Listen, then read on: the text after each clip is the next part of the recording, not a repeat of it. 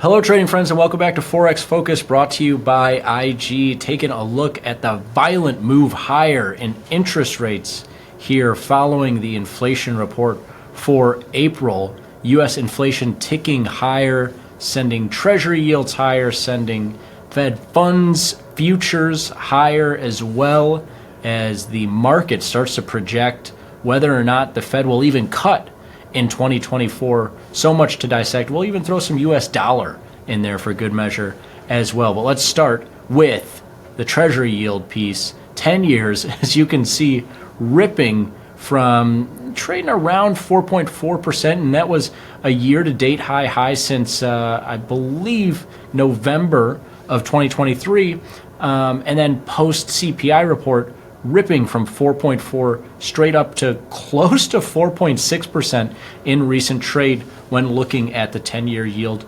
Futures, 2-year yields moving even higher in post-CPI trade. They were up, I believe, more than 20 basis points, the futures for the 2-year duration. 30-year yields also moving higher, but this has really become a short-term interest rate story. And even the shortest term interest rate, the overnight rate that the Fed controls, we're seeing futures shift in the higher direction for interest rates in that market, as well as now the projection for June went from a 60% chance of a rate cut at the June meeting to now less than 20% chance that the Fed will have its first rate cut at that June meeting.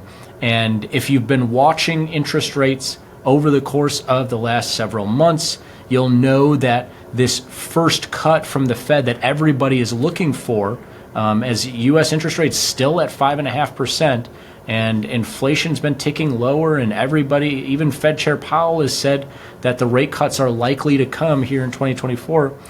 If you've been watching the price action interest rates, you know that it's gone from the March meeting to the May meeting to the June meeting, and now potentially punting even further into the year. We'll take a look at the odds of no cuts in 2024 in just a second, because that probability has started to inflate. But for the time being, looking like the futures market, at least, thinking that the rate cut will be pushed out even further beyond this June meeting. And then, of course, you got the hairiness of the election and everything else later on in the year. A ton of stuff going on that could affect interest rates here.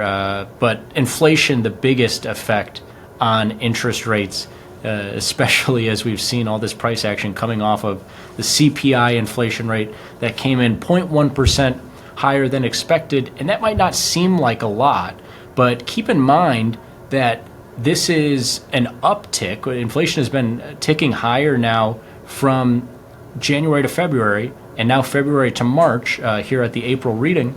And so the uptick is really a concern.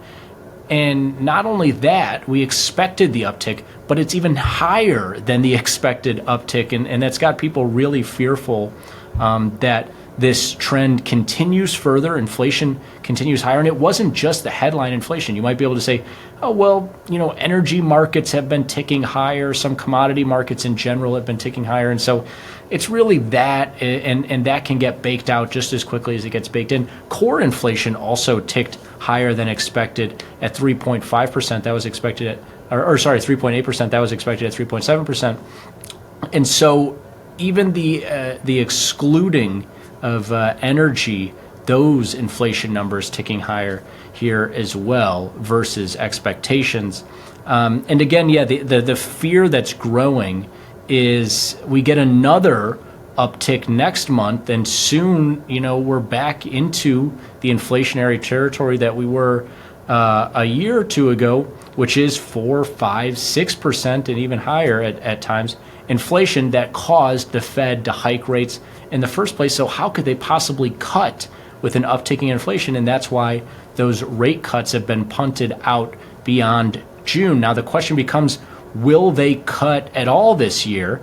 And the odds are still likely that they will cut some, but there's now a 13.5% chance that the Fed will not cut interest rates at all this year. And if you've been watching our program here, you'll know that we've been monitoring this as it went from, it's been 0% for most of the last 6 months.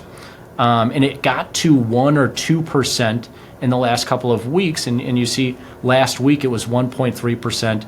And we brought it up here just because it was like, man, there's a growing outside chance, albeit outside for sure, but growing chance of no rate cuts here in 2024 and rates staying at 5.5%. And now it's up to 13.5% chance.